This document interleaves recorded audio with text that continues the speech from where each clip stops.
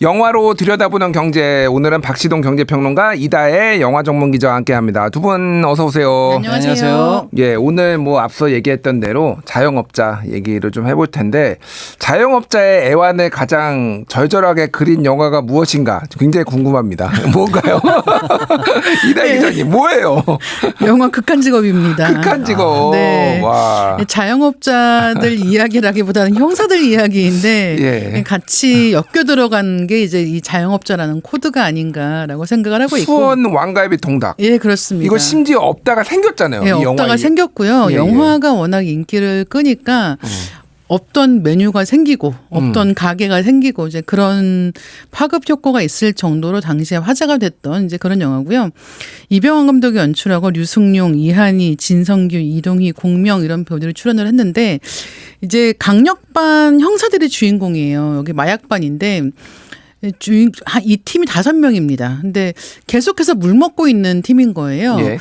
제대로 검거를 하지 못하고 옆 팀은 계속해서 승승장구하고 있는데 이 팀은 계속해서 이제 검거에 실패하고 있는 상황입니다. 이제 그러다 보니까 자기네가 생각하고 있는 용의자를 검거하기 위해서 24시간 이제 잠복을 하는 체제를 갖추자라고 생각을 하고는 어디에 있어야 자연스럽게 잠복할 수 있을까라고 생각을 한 게 그 용의자들이 자주 시켜 먹을 것으로 예상되는 통닭집을 인수한다라고 하는 설정인 거죠. 네, 그래서 굉장히 엉뚱한 이야기예요. 이 형사들이 사실은 무슨 요리를 할 줄 아는 것도 아닌 상황에서 통닭집을 인수를 하고 심지어 그 통닭집을 인수하는 자본이 되는 게 이 팀 반장의 퇴직금입니다. 퇴직금. 네, 퇴직금을 사전 정산을 받아서 이제 그걸로 창업을 하게 되는데 그 창업을 한 다음에 뜻밖에도 잘 되는 거죠. 예. 이제 그 팀원 중에 한 명이 자기네 집에서 이제 사용했던 그 갈비 소스를 가지고 통닭에 묻혀서 양념 통닭을 만드는데 이제 그게 대히트를 하면서 이게 왜 잘 되고 그래 이런 식으로 이제 극 중에서 굉장히 당황하기도 하고 본업을 할 시간이 없을 정도로 영업이 너무 잘 돼서 맞아요. 예, 매출을 올리는데 굉장히 집중하고 있는 모습들이 나오잖아요. 네, 예. 그게 이제 이 영화에서 가장 재밌고 웃긴 부분이 아닌가 생각을 하는데 영화 보시면 이 영화가 초반 중반에는 굉장히 웃기고요. 예. 중반부엔 약간 늘어져요. 네, 그러다가 후반부에 가면 사건이 막 급박하게 해결이 되는 걸 볼 수가 있는데 이 영화에서 많은 분들이 좋아하신 건 그 초반부의 통닭집 관련된 에피소드들이 아닌가 생각을 합니다. 그렇군요. 뭐 박신홍 평론가 이 영화 보셨나요? 아, 봤죠. 어떤 게 좀 재밌으셨나요? 글쎄 뭐 저도 이제 초반부에 유머 코드들은 굉장히 재밌게 봤어요. 예를 들어서 뭐 범인을 우연히 잡아가지고 그렇죠. 뭐 이거 뭐 버스가 잡은 거야 그랬더니 뭐 시내 버스였어, 마을 버스였어, 뭐 그런 농담이라든지. 네네. 뭐 그 이동희 씨는 이제 진짜로 잠복을 하려고 그러는데 다른 형사님들은 장사에 열중하는 열중하는 바람에 왜들 열심히 하는데 막 이런 장면들 아주 우습게 봤습니다. 예. 저는 개인적으로 그러니까 뭐 재밌는 게 그러니까 말장난하는 거 네. 여기에 이제 오정세 씨가 나오는데 캐릭터 이름이 그러니까 테드 창이잖아요. 네. 테드 창이 그 유명한 SF 또 맞아요, 작가 맞아요. 이제 소설 작가인데 창씨가 이제 이무배 맞아요. 이무배 캐릭터가 와서 창씨가 테드 창이라니까. 근데 야 창식인데 어떻게 창씨 그렇죠. 창자가 되니 뭐 네. 이런 거 영어 이름 지을 줄 모르지 너 뭐 이런 그러니까 얘기. 사실은 이 작품이 굉장히 그런 말장난에 능하고 이병헌 감독이 그런 면에서 대본 참 잘 쓴다라는 이야기 듣는 감독이기도 합니다. 예. 이 영화가 이제 역대 1000만 영화들 중에서 명량 다음으로 2위 기록이에요. 극한직업이 그렇게 많이 봤어요? 1626만 관객이 봤는데 이 작품이 손익분기점이 200만 명이에요. 이게 8배가 넘는 사람들이 영화를 봤고 그래서 누적 매출액이 1396억 원 정도 된다고 얘기를 합니다. 그러니까 사실은 이제 이 해가 2019년이거든요. 2019년. 예. 코로나 직전이었네요. 맞아요. 직전이고 그 당시에 그 직전에 개봉해서 크게 잘 된 영화들이 기생충하고 극한직업입니다. 그래서 사실은 이때만 해도 한국 영화가 진짜 잘 되는구나. 이제 한 편은 오스카 가서 상 받아오고 한 편은 이렇게 대중적인 감각의 코미디 영화가 잘 되고 하는 것들이 심지어 두 영화가 나란히 1000만 영화가 되니까 이때만 해도 한국 영화의 미래에 대해서 굉장히 낙관하던 시절에 딱 영화 개봉하고 흥행이 잘 되고 그랬던 거죠. 그렇군요. 그래서 각계의 투자금도 막 몰려오는데 2020년에 코로나가 오고 영화는 찍었는데 예. 개봉은 안 되고 약간 슬픈 이야기지만 그러니까. 그런 전개로 이어졌다. 그래서 그러니까요. 사실 이제 이렇게 생각을 해보면 이때만 해도 이렇게 1,000만 관객이 든다라고 하는 거는 영화에서 이제 그만큼 제작사가 남겨먹는 돈이 많다라고 얘기를 하는 겁니다. 그래서 1,000만 영화 한 명 나오면은 뭐 영화 제작사가 뭐 건물을 샀네 올렸네 이런 얘기 많이 했단 말이에요. 예. 근데 요즘에는 OTT 중심으로 시장이 재편되면서 OTT에서는 사실은 1,000만 명이 보건 2,000만 명이 보건 1억 명이 보건 거기에 대해서 추가로 이제 개런티를 받는 게 없단 말이에요. 예. 그러다 보니까 시장 자체의 분위기가 달라지긴 했죠. 그렇군요. 뭐 근데 오징어 게임 같은 경우에는 이제 뭐 추가적으로 뭐 그런 이야기가 있죠. 그런 이야기가 네. 뭐 있긴 하지만 원래 이제 정액제로 계약을 하고 뭐 이렇게 시장이 바뀌었다 맞습니다. 말씀하셨는데 어쨌든 극한 직업은 영화 외적으로도 이제 흥행을 해서 해피엔딩이고 영화 내적으로도 자영업자가 대박을 일으키고 범인도 잡고 모든 게 다 잘 됐지만은 지금 우리나라 자영업자의 현실은 완전 최악 중에 최악이다. 지금 모든 지표가 역대 최악이다. 이런 얘기가 지금 나오고 있어요. 좀 소개를 좀 해주시죠. 예, 그렇습니다. 어쩌면 영화가 큰 호응을 얻었던 것을 지금 이렇게 우리가 기쁘게 추억한다는 게 먼 옛날 얘기인 것처럼 느껴질 정도입니다. 코로나 직후에 이제 특히 이제 자영업자들은 사실은 국가 시책으로 영업 금지를 당하면서 직격탄을 맞았거든요. 예. 그 이후에 코로나가 끝나고 나서 회복이 될 줄 알았는데 생활 패턴 등등이 바뀌고 경기 침체가 오면서 이제 더 안 좋은 상황으로 현재 몰려가고 있어요. 지금 예를 들어서 이제 지표를 간단하게 소개해드리면은 4월에 지금 자영업자 숫자만 해도 한 9만 4천 명이 줄었고요.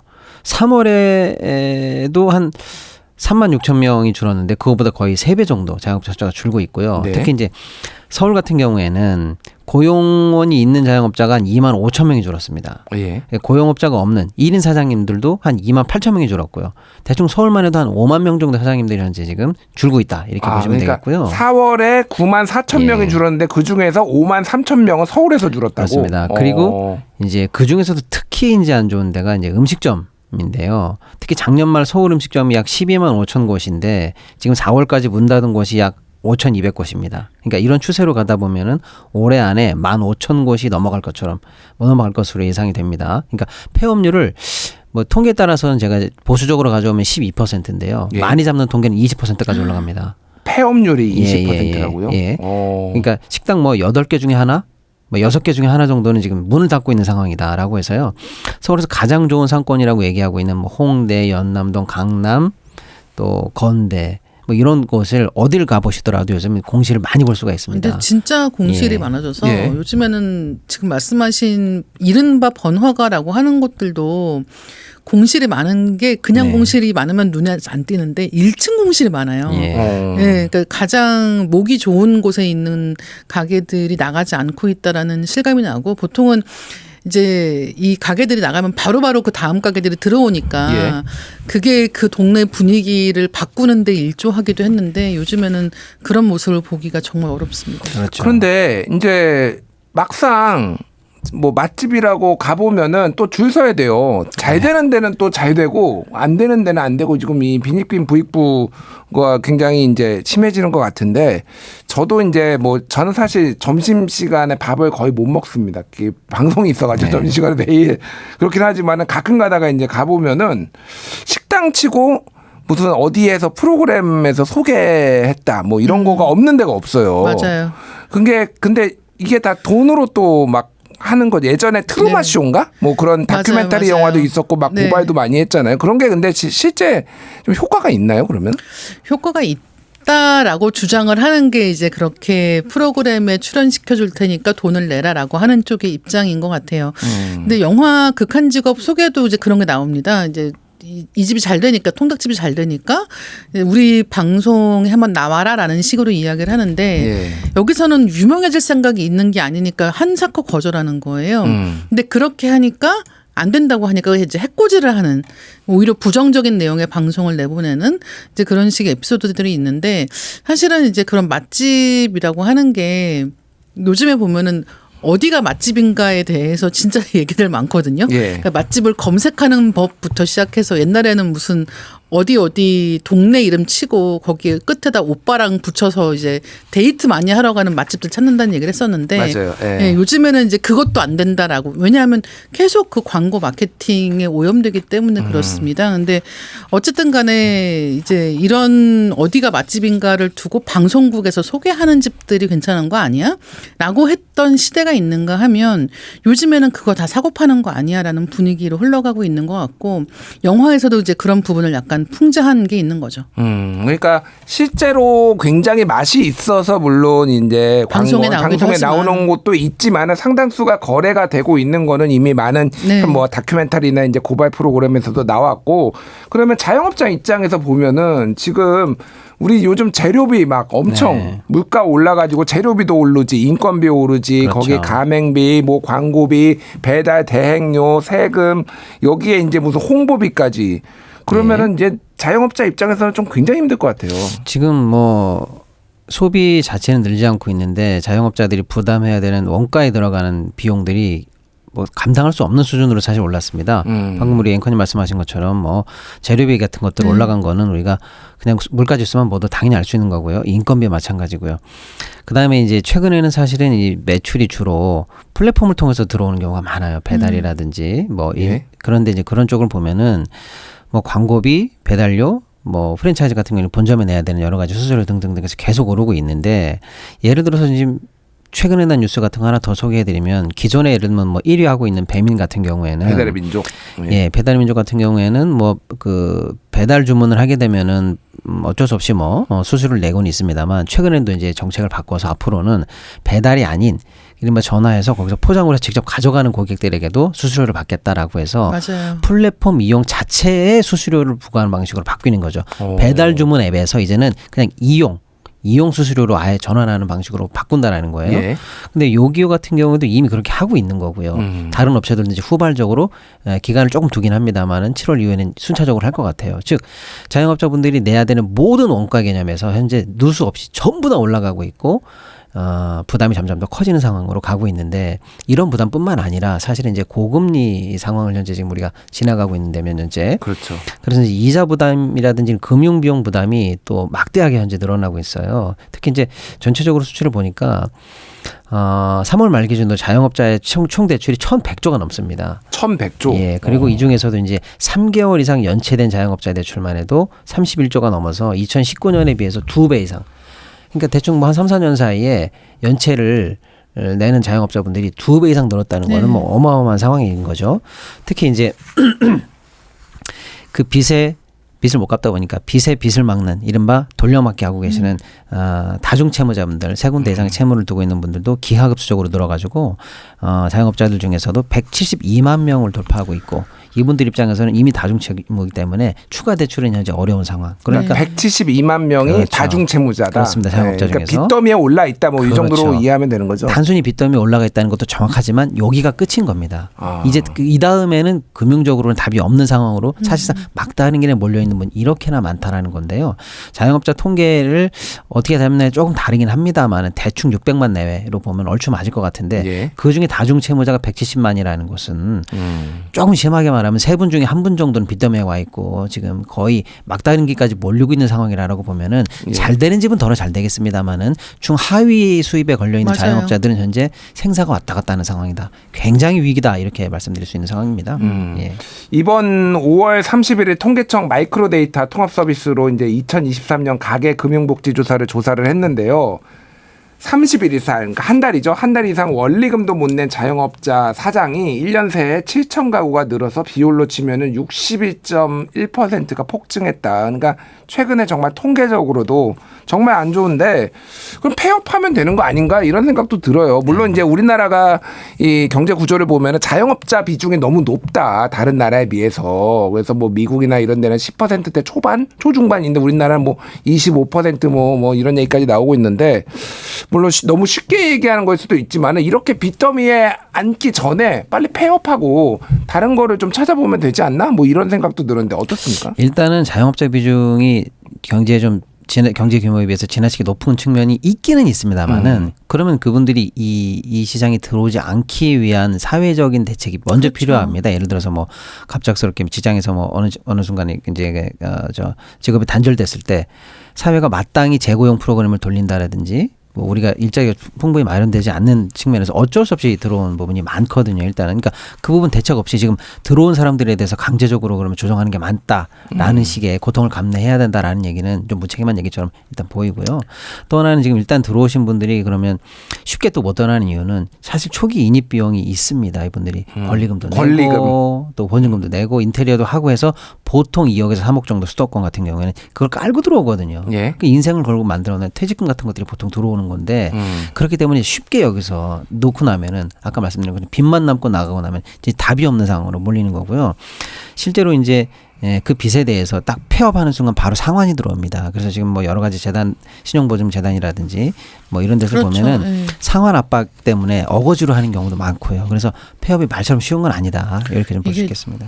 제가 최근에 봤던 거는 박찬일 셰프가 가게 폐업을 하면서 쓴 칼럼이 이제 일간지에 실린 게 있었어요. 근데 그 내용이 뭐냐면 폐업하는데 돈이 든다는 겁니다. 그러니까 일단 지금 말씀하신 것 같이 대출 비용 상환을 해야 되는 것도 하나가 있고 거기에 더해서 원래 이 가게 그러니까 리모델링 하던 거를 전부 다 수거한 다음에 반납을 해야 되는 거기 때문에 이 철거 비용이 든다는 거예요. 그러니까 잠깐만 다음 사업자가 이거를 그대로 사용하지 않으면은 앞에 그렇죠. 사업자가 다 이거 뜯어내야 되는 거군요. 그게 비용이 많이 들고 조금 구체적으로 그런 식으로 이제 디테일로 들어가면은 사실은 여기서 폐업하고 가게를 비우는 순간 집주인이나 후발 사업자를 통해서 상환해야 되는 권리금을 그대로 이제 매몰 비용으로 날리게 되는 게 하나 있고요. 그다음에 아까 말씀 주신 것처럼 후발 임대인이 인수하지 않을 경우에는 명도할 때 원상 복구 회복 의무가 다 있습니다. 그러니까 철거비도 만만치 않게 들어가고요. 그다음에 폐업하는 순간 사실 그동안 힘들게 고용했던 근로자들에게 퇴직금 등등까지 해서 목돈 부담까지 해서 또 본인에게 주어졌던 빚 상환까지 해서 엄청나게 사실 상황 압박이 들어와서 울며 겨자 먹기로 이어가고 있는 중인 그런 분들도 많습니다. 그렇군요. 지금 그래서 자영업자 몰락이 지금 심상치 않은데 정부가 TF를 만들어서 자영업자 지원에 나선다고 하는데 어떤 내용인가요? 뭐 이런저런 대책을 만들겠다라고 해서 TF를 만든다는 소식은 있는데 좀 구체적으로 들어가 보면 정책 서민금융이라는 게 있어요. 근데 이것도 이제 좀 쉽게 말씀드리면은 뭐 이렇게 사실 고금리나 어려울 때 금융기관들이 사실은 뭐 횡재에 가까운 그런 사실은 뭐 천문학적 이익을 보고 있지 않습니까? 아무튼 그 금융기관들을 통해서 좀 쉽게 말하면 이제 사회적인 그 환원책으로 일단 평잔에 얼마씩 이렇게 해서 각출하는 돈이 있습니다. 그걸 통해서 좀 정책금융을 늘리고 그 늘린 거 가지고 서민금융을 지원하겠다라는 정책인데 지금 조금씩 늘린다고 해봐야 2025년 말까지 약 1,000억 정도 늘 것 같아요. 지금 있는 총자금에 비해서. 그러니까 사실은 뭐 충분한 대책이 될 수 없는 상황이고요. 근데 보다 이제 정부가 뭐 그다음에 이제 예를 들어서 이제 채무에 굉장히 압박을 느끼시는 분들을 위해서 채무자 보호법 등 좀 더 강화하겠다 뭐 이런저런 얘기를 하고는 있는데 보다 근본적인 대책은 그게 아닌 것 같습니다. 예를 들어 일단은 내수 침체입니다. 내수 침체요? 예.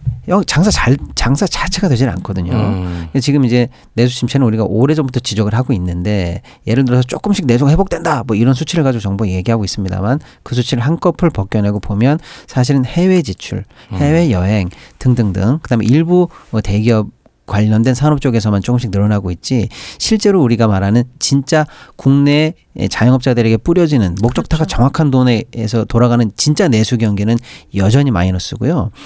극단적으로 사실은 이 내수가 현재 경기에서 산업 생산 유발 효과로 미치는 게 사실은 지난 연말에 0%대를 찍은 적도 있습니다. 마이너스는 뭐 말할 것도 없고 그러니까 실질적으로 내수가 현재 우리 산업에서 0이다. 늘어나지 않고 있다 이렇게 보시면 되는데 경제 성장에 이제 미치는 영향이 수출도 있고 그렇습니다. 내수도 있는데 수출은 어느 정도 뭐 조금 회복이 되고 있는데 내수는 굉장히 바닥을 치고 있다 이런 거죠. 그러니까 이제 이런 상황을 놓고 보면 근본적으로 자영업자들에게 뭐 빚 조금 어떻게 탕감해 줄게 이런 문제로는 답이 없고 근본적으로 내수 자체로 돈이 몰리게 해서 어느 정도 내수가 돌 수 있는 촉발 효과를 정부가 내줘야 되는데 그게 뭐냐라고 봤을 때 사실은 재정입니다. 재정이 마중물이 돼서 경기 전개 쏴줘야 되는데 지금 정부가 계속 긴축 정책을 유지하면서 내수 관련해서는 뭐 포퓰리즘이다 이런 식으로 해가지고 추경도 없다라고 해서 정책 국가 예산 자체를 줄여가고 있는 상황이거든요. 실질적으로는요. 그러니까 이제 돈이 돌 가능성이 좀 없는 마중물이 없는 상황이다라고 일단 하나 볼 게 있는 거고요. 또 하나는 야당 일각에서 이제 민주당에서 주장하고 있는 게 뭐냐면 결국 민생 회복 지원금이라도 해서 1인당 뭐 25만 원에서 35만 원 차등 지원하겠다. 심지어는 이제 공평 지원에서 이제 차등까지도 양보하겠다. 일단은 좀 내수에 마중물이라도 쏘자라고 얘기하는데 그런 정책이 실제 자영업자들에게 굉장히 갈급한 상황입니다. 그러니까 민생 회복 지원금을 통해서 내수의 소비로 바로 이어지게 할 수 있게 한다든지 또 지역 화폐를 더 육성한다든지 해서 내수 자체를 돌리는 긴급한 정책이 좀 근본적으로 필요한 타이밍이다 이렇게 좀 생각이 듭니다. 긴급한 정책이 필요하다. 특히 이제 지난해 원래 정부가 중앙 정부가 지방 정부에 내려줘야 되는 지방 교부금이라는 게 있는데 이거를 29조 원 정도 가까이를 일방적으로 조금 지급을 안 해가지고 이게 위법이다. 그거 지급을 안 하려면 그것도 추경을 해야 되는데 좀 위법이다 논란도 있는데 어쨌든 통화량 자체가 조금 줄어들고 이런 게 좀 내수에 영향을 주고 있다 이렇게 보면 되는 거죠. 그럼요. 예.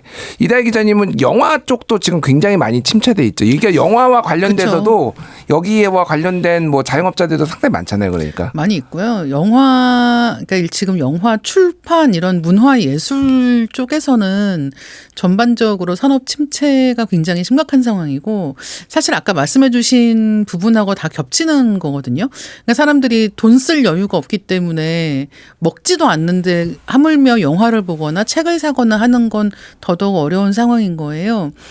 그러다 보니까 아까 이제 말씀해 주셨던 이제 이 경기 침체가 코로나 때 심각했기 때문에 코로나가 끝나고 나면 좀 나아지겠지라고 생각했던 게 아니었다라는 게 밝혀졌지 않습니까? 근데 더 재밌는 거는 당시에 이제 코로나 때 그런 각종 지원금 같은 게 있었잖아요. 그래서 그런 게 돈이 한번 돌고 나면 동네 가게 무슨 정육점부터 시작해서 안경 가게부터 시작해서 어느 정도 매출이 올라갔다는 거예요. 그게 이제 내수 진작을 할 수 있는 그런 효과가 아니었을까 생각이 드는데. 재난지원금 말씀하시는 거죠? 예, 맞습니다. 그러니까 재난지원금이 특정 기간 안에 뭐 지역 화폐나 어떤 소상공인 이쪽에서만 쓸 수 있게 하니 그쪽에 가서 소비를 해서 이제 내수 진작이 됐다. 실제로 그때보다 못하다라는 이야기가 나오는 것들 중에 하나가 이제 그런 돈이 완전히 마른 거 아니냐라는 실감이 있는 거예요. 그래서 영화 쪽도 마찬가지고 뭐 출판 쪽도 마찬가지고 지금 문화예술 전반에 걸쳐서 위기감이 팽배해 있는 상황입니다. 알겠습니다. 시간이 많지 않은데 마지막으로 한 말씀씩 좀 어떻게 하면 좋을지 의견 듣고 끝내겠습니다. 일단은 정부가 야당에서 얘기하는 그런 민생 회복 대책에 대해서 거부만 할 게 아니라 그럼 거꾸로 한번 물어보고 싶어요. 지금 이 자영업자 위기에 대해서 상황 인식에 동의하느냐. 그러면 정부 대책이 뭐였냐라고 물어보면 떠오르는 게 없습니다. 마땅한 게 없어요. 야당 대책에 반대만 할 게 아니라 정말로 반대한다면 더 생산적이면서도 긴급하게 효과가 있을 만한 그런 대책을 정부도 좀 내놓고 해서 지금 현재는 자영업의 긴급한 위기를 꼭 타개해야 되는 상황이다. 이렇게 좀 말씀을 좀 드리고 싶네요. 긴급하게 타개를 해야 된다. 이다희 기자님. 저는 이 이병헌 감독이 실제로 우동집을 하다 망한 적이 있대요. 아, 그래요? 그렇습니까? 극한 직업의 감독. 네, 맞습니다. 그래서 실제로 자기가 소상공인 출신이라는 거죠. 그래서 영화 대사 중에 뭐가 있냐면 소상공인을 모르나 본데 우린 다 목숨 걸고 해라는 대사가 있는 거예요. 그러니까 사실은 이게 그 퇴직금 같은 돈을 귀한 돈으로 창업을 하는 사람들의 마음이 아닐까 생각을 하게 되고 사실은 이것을 개인의 노력만으로 이 모든 문제를 타개하라라고 할 수 없는 상황까지 왔다. 알겠습니다. 정부의 역할이 필요하다 이렇게 말씀하셨습니다. 지금까지 박시동 경제평론가 이다혜 영화전문기자와 함께했습니다. 두 분 감사합니다. 네, 감사합니다.